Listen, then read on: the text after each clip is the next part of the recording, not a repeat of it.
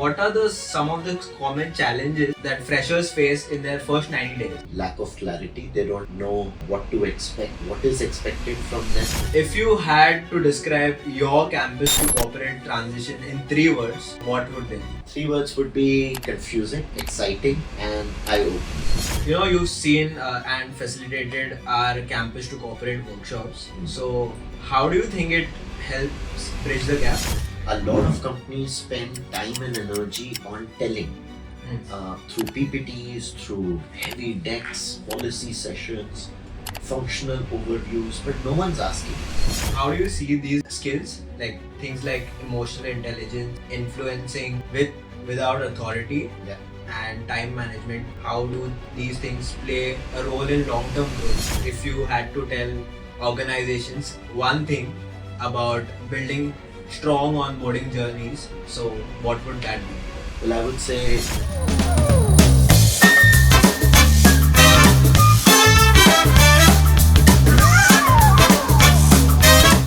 Okay, welcome to Core Thoughts, the official podcast of Correlate Learning, where we explore ideas that shape today's workplace and tomorrow's leaders. In this very first episode, we are diving into one of the most transformative journeys for any young professional, the transition from campus to corporate. At Correlate, we run a highly experiential campus to corporate workshops covering themes like growth mindset, business etiquette, emotional intelligence, critical thinking, and much more. And today, we are sharing why this journey matters for the learner and for the organization. To help us unpack all this, I am joined by Siddharth Chaudhary, a senior facilitator and program designer at Correlate Learning. So, Sid, welcome to Core Thoughts. thank you. Thank you. I'm thrilled to be here. Yeah. Especially to talk about something that we are so passionate about, preparing young professionals for success and not just survival. Right. So, let's kick off with something simple.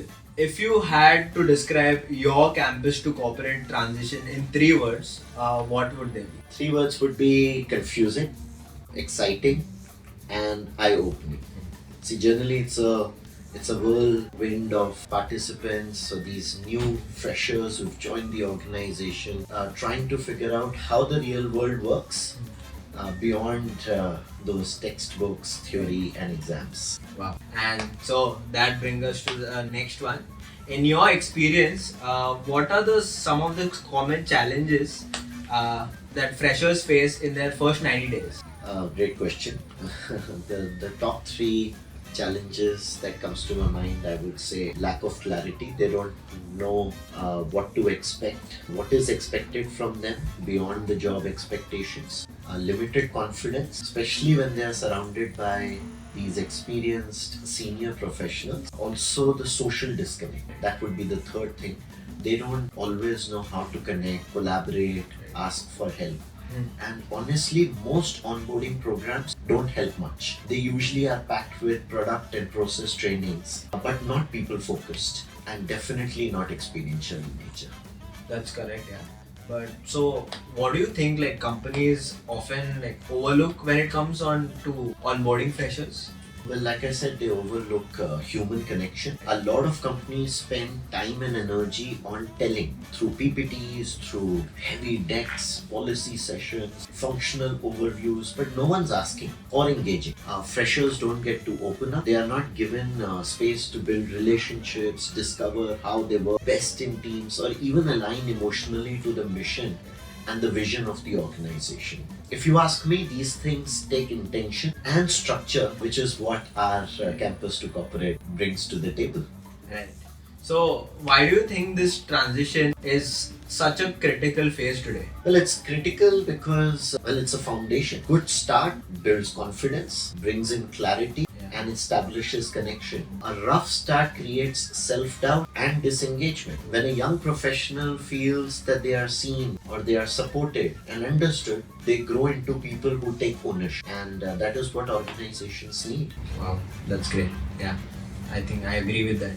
So, You've seen and facilitated our campus to corporate workshops. So, how do you think it helps bridge the gap? Let me give you an example. We ran this campus to corporate workshop for one of our banking clients. It was a 3 days workshop and it was extremely powerful. Why am I saying that? Is because at the end of this 3 days campus to corporate, we saw the transition. The participants felt empowered, confident, and aligned. We saw the real transformation.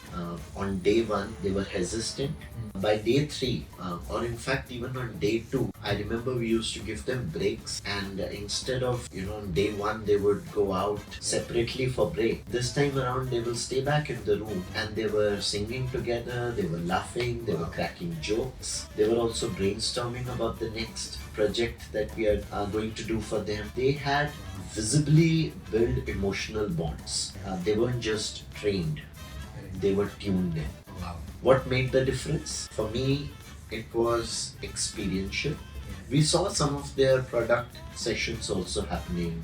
We saw some of the senior members coming in and talking about, which is important. Right. But it was also these sessions that gave them the opportunity to understand values, work in real teams, and reflect deeply. That's why we believe that these are the things that creates belief and belonging. Wow, that's great. Yeah. So, how do you see these skills, like things like emotional intelligence, influencing without authority, Yeah. and time management? Like, how do these things play a role in long-term growth?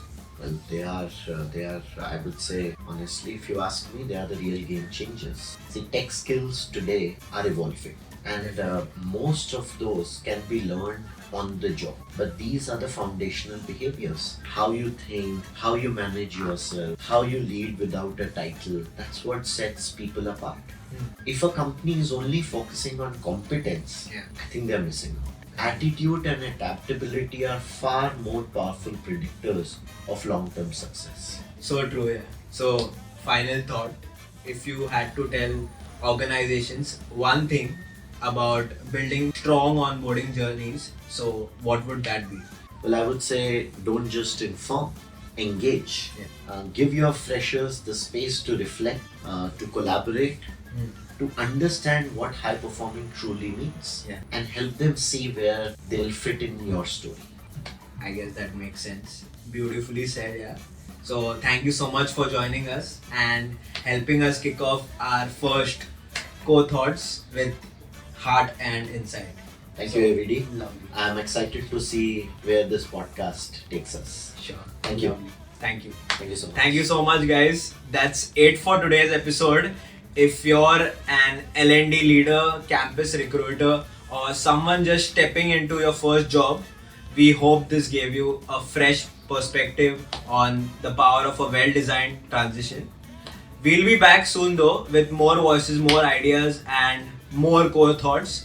Until then, stay curious and keep learning. Bye bye.